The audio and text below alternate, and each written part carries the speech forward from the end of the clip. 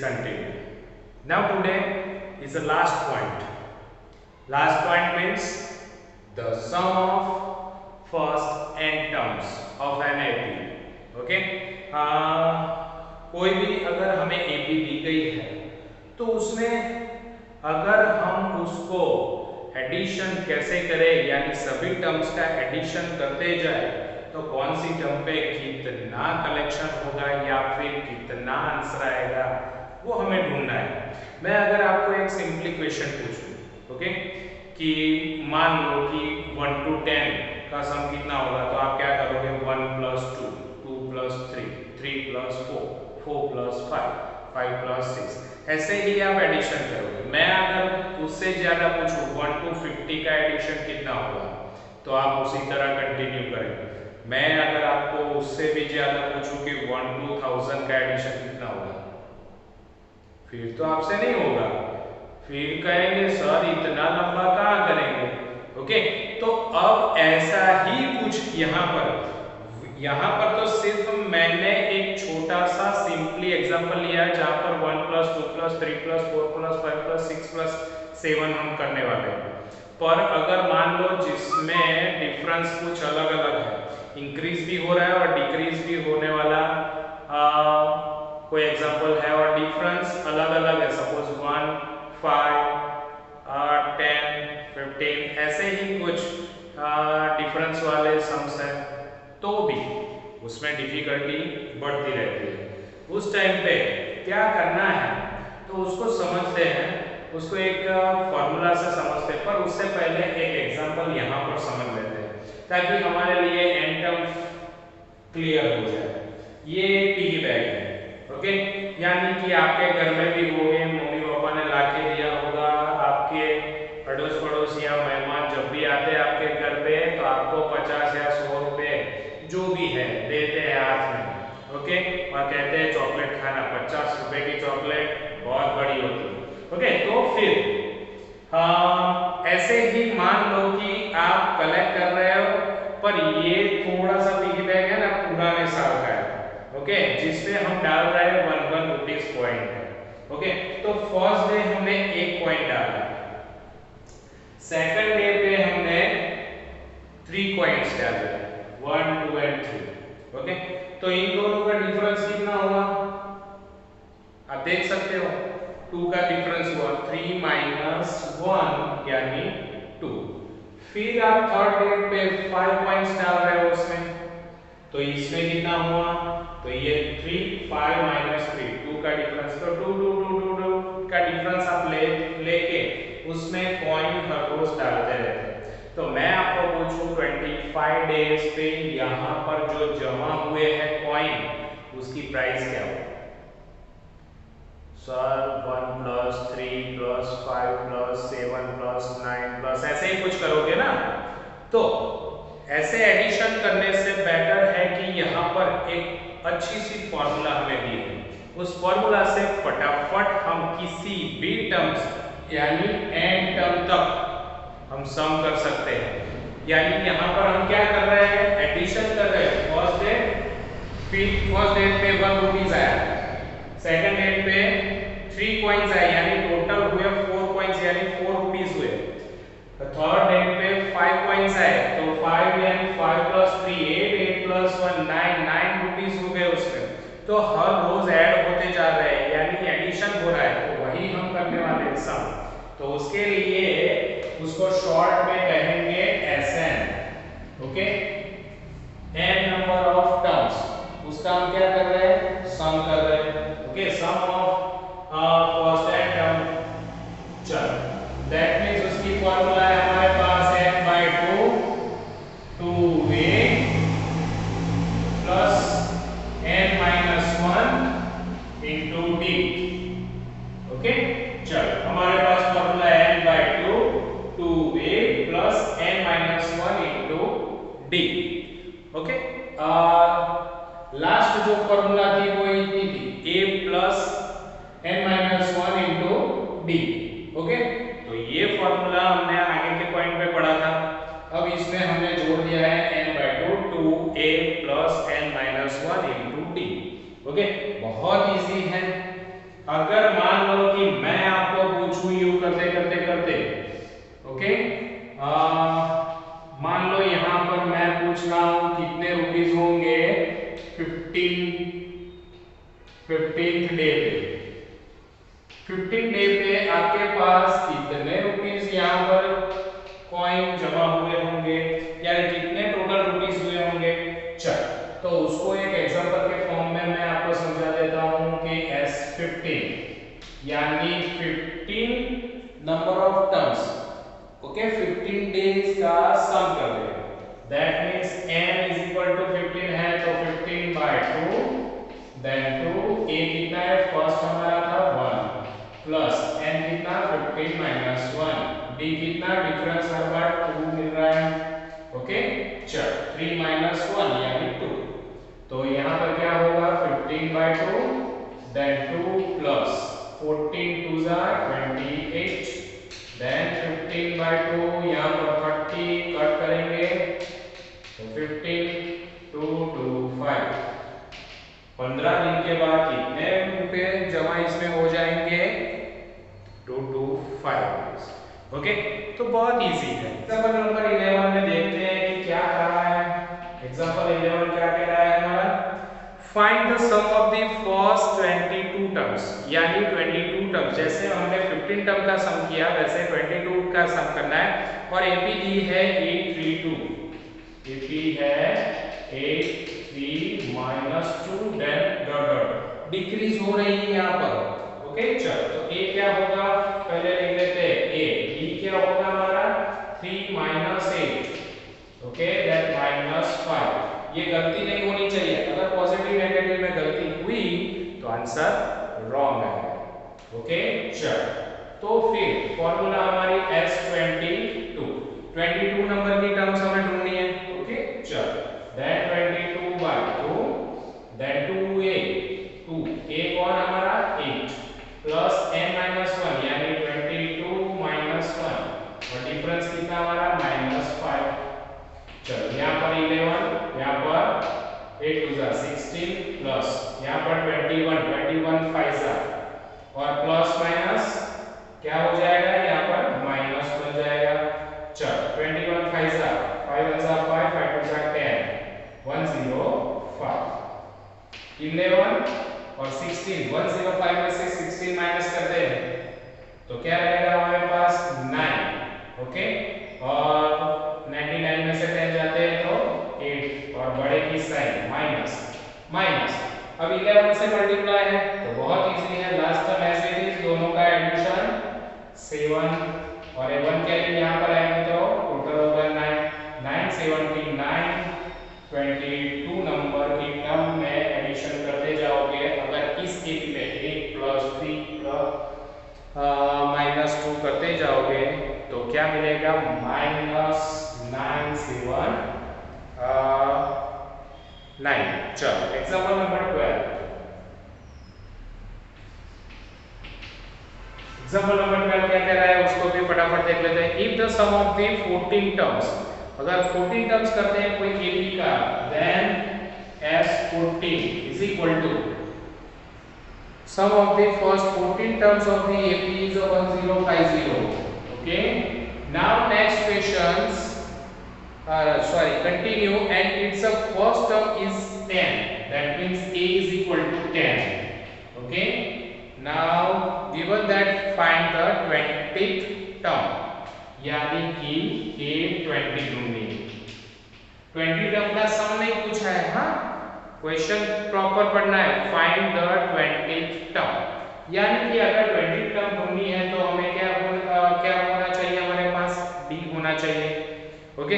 चलो तो फिर 14 टर्म्स दी है उसमें से हम D ढूंढ लेते हैं, A है तो 20 टर्म्स हमें मिल जाएगी। तो फॉर्मूला लिखते हैं S14 is equal to 14 by 2 then 2 A कितना है 10 plus n 14 minus 1 and difference D नहीं पता, चलो D ढूंढना है। then here 1050 is equal to 7, here 20 plus 14D, 13 14 minus 1 13D, okay चल अब 7 डाउन में 1050 divide by 7 is equal to 20 plus 13d। Okay चल यहां से कट करें तो 15। ओके चल 150 देन 20 प्लस 13 d 20 इस तरफ आएगा। ओके चल तो क्या होगा 130 इज इक्वल टू 13d 13 नीचे जाएगा 130 डिवाइड बाय 13 तो d हमें मिलेगा यहां पर 10 तो d मिल गया 10। अब ढूंढना है a20 तो a20 फिर से डायरेक्ट लिख रहा हूं आपको अब समझ में आ चुका है a20 का क्या लिखते हैं हम a प्लस 19d। ओके चलो a क्या है हमारे पास 10 प्लस 19 d कितना है हमारे पास 10। ओके तो टोटल हो गया 190 देन 200 तो 20 नंबर की टर्म कौन सी होगी 200। ओके बहुत इजी सम्स है हमारे पास 30 नंबर सम्स। 30 नंबर सम्स क्या कह रहा है देखते हैं एग्जांपल नंबर 30 वो कह रहा है हमें how many terms of the AP how many terms यानी क्या ढूंढना है एन ढूंढना है। Okay how many terms of the AP AP कौन दी गई है 24 12 then sorry 21 18 then dot must be taken so that their sums is 78 यानी कितनी टर्म का हम एडिशन करेंगे तो आंसर 78 आएगा। ओके तो 78 क्या है हमारा ऑलरेडी उन्होंने कहा है कि how many terms of sum. Okay कितनी टर्म का सम करेंगे तो 78 आएगा यानी 78 वो लास्ट टर्म है जिसमें जितने भी टर्म्स है उसका सम कितना होता है 78 यानी ऐसा हमारे पास है 78। ओके 78 ओके चलो देन ए हमारे पास है 24 डी कितना है 21 माइनस 24 आंसर आएगा -3। ओके चलो इसको सॉल्व करते हैं n ढूंढना है हमें तो कौन सी फार्मूला Sn की फार्मूला लगाएंगे n by 2 2a plus n minus 1 into d तो ऐसा कितना होगा चलो 78 n नहीं पता हमें। ओके 2 a कितना है 24 प्लस n नहीं पता हमें तो n minus 1 डिफरेंस कितना होगा हमारे पास ये रहा -3। ओके चलो 78 2 को इस तरफ ला देते हैं चलो 8 2 जा 16 1 कैरी 7 2 जा 14 15 1 56 n यहां पर दोनों का मल्टीप्लिकेशन 48 प्लस इन दोनों का मल्टीप्लिकेशन तो plus minus -3n minus minus plus 3 1 जा 3 यहां पर मल्टीप्लिकेशन एडिशन सबट्रैक्शन नहीं होना चाहिए। ओके चलो तो 156 इज इक्वल टू n 48 प्लस 3 51 माइनस 3n n से मल्टीप्लाई कर देते हैं अंदर तो 156 is equal to 51n minus 3n square.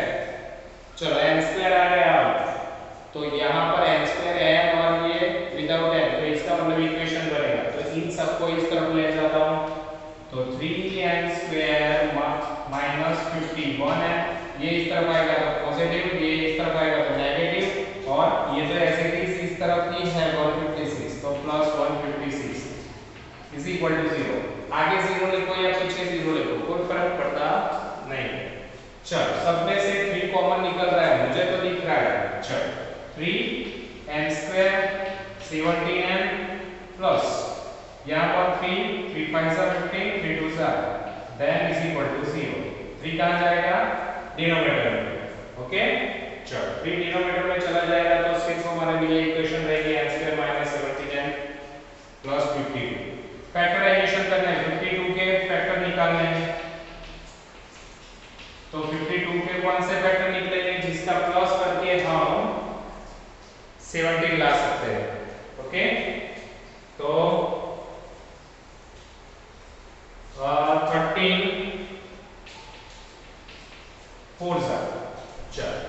then n square minus 13n minus 4n plus 52 is equal to 0.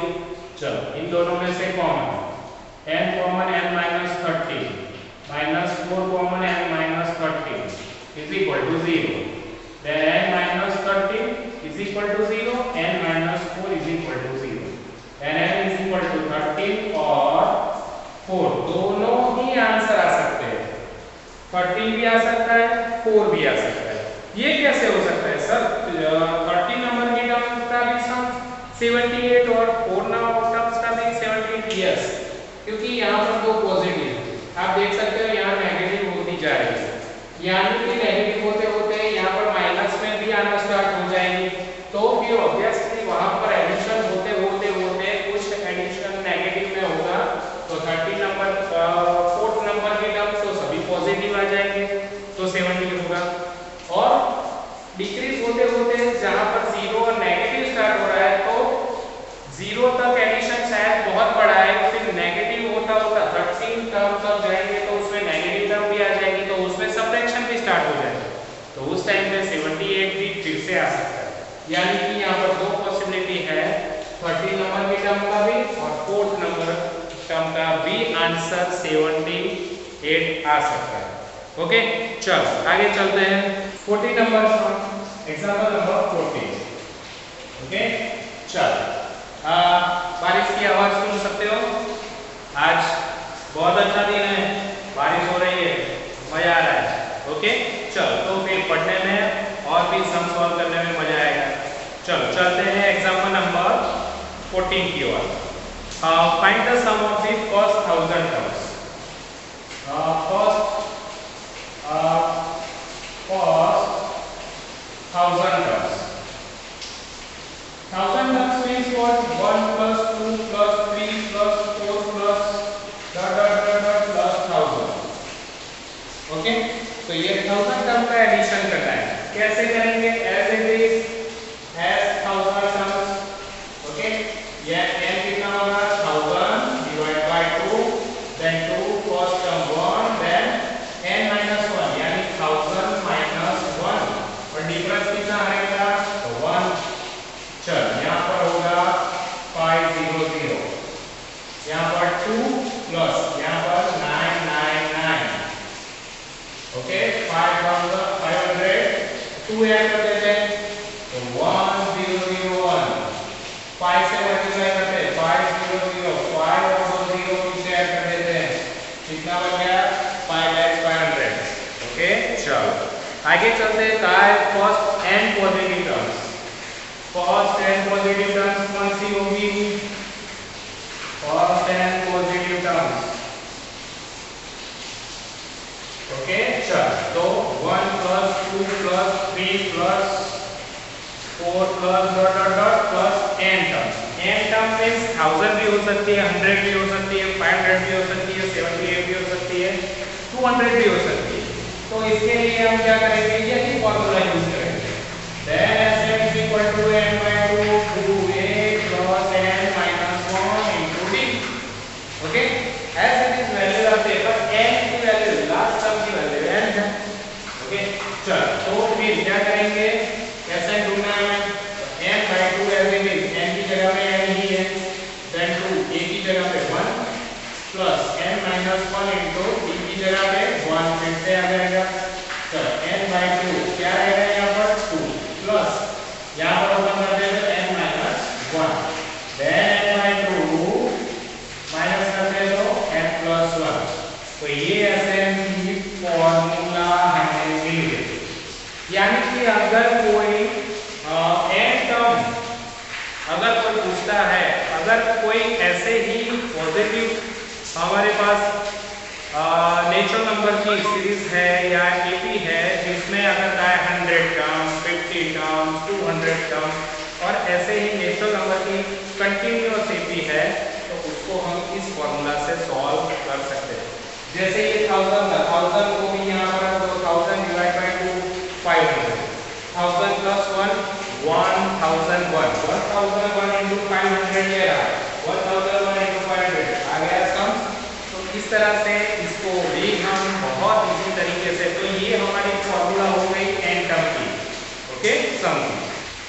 Example number 15।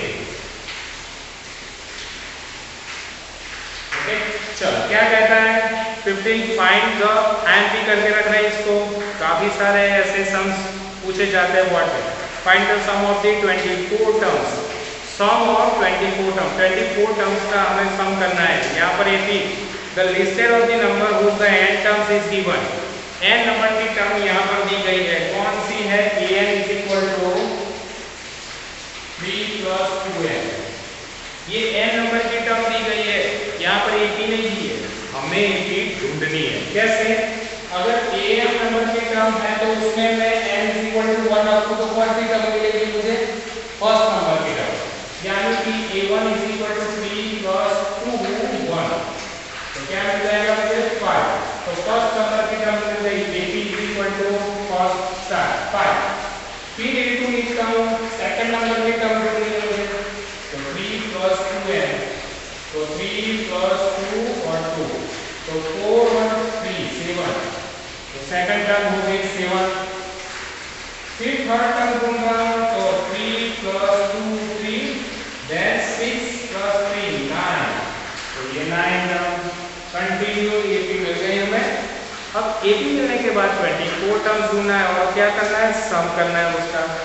चलो तो फिर s24 then n by 2 यानी 24 by 2 2 a means 5 plus n minus 1 24 minus 1 और difference कितना 7 minus 5 2।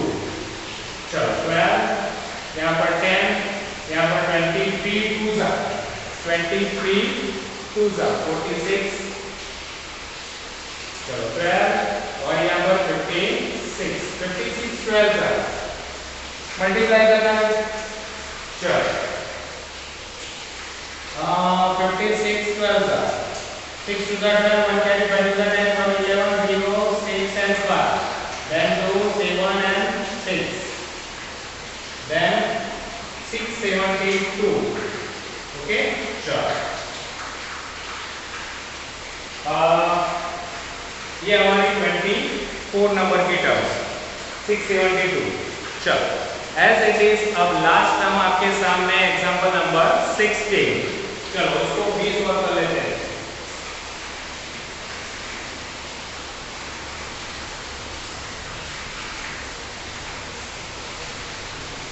Example number 16 क्या कह रहा है, एग्जांपल नंबर 16 कह रहा है manufacturing of TV sets produce the 600 sets in the third year। Okay, चलो थर्ड ईयर यानी example number 16 third year A3 600 TV produce कर रहा है A3 में। ओके, चलो फिर 600 in third year, 700 in a seventh year। चलो A7 में 700। Okay, assuming that the production is increasing uniformly by the fixed number year every year, find production in the first year, यानी A ढूंढना है। चलो A कैसे ढूंढेंगे, इन दोनों को यूज करके, A3 means A plus 2B is equal to 600, A7 means A plus 6B is equal to 700। दोनों को एलिमिनेशन कर देते हैं, कट यहाँ पर रहेगा -40, यहाँ पर रहेगा -100, माइनस माइनस कट, तो d रहेगा 100 divide by 4। Okay, then d is equal to 25। चलो d मिल गया हमारे फर्स्ट आंसर हमारे पास। Production in the first year में सॉरी a ढूंढना है। चलो अब d की वैल्यू भी ले रखते हैं, तो a3 is equal to 600 a plus 2b is equal to 600, a plus 2 b की जगह पे क्या रखेंगे 25 to the 50 is equal to 600, 50 इस तरफ जाएगा तो a is equal to 550। तो फर्स्ट ईयर में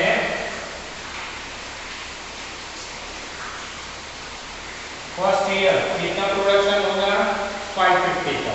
ओके, चलो उसके बाद पूछा है the production in the 10th year. चलो 10th ईयर में ढूंढना है, A10 ढूंढना है। चलो तो a 10 है, a plus n minus 1 into d यानी 9d। ओके चलो a means 550 plus 9, डिफरेंस कितना है हमारे पास 25। ओके चलो 550 plus 10 से मल्टीप्लाई करेंगे तो 250, इसमें से 25 कट करेंगे तो 250 में से 225।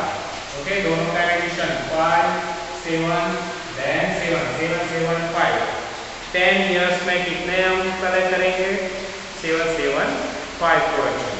अब कहा है total production in the 7 years, then S7, then 7 by 2 to a means कितना हमने ढूंढा था ये 550 plus n minus 1 7 minus 1 and difference कितना था हमारा d 25।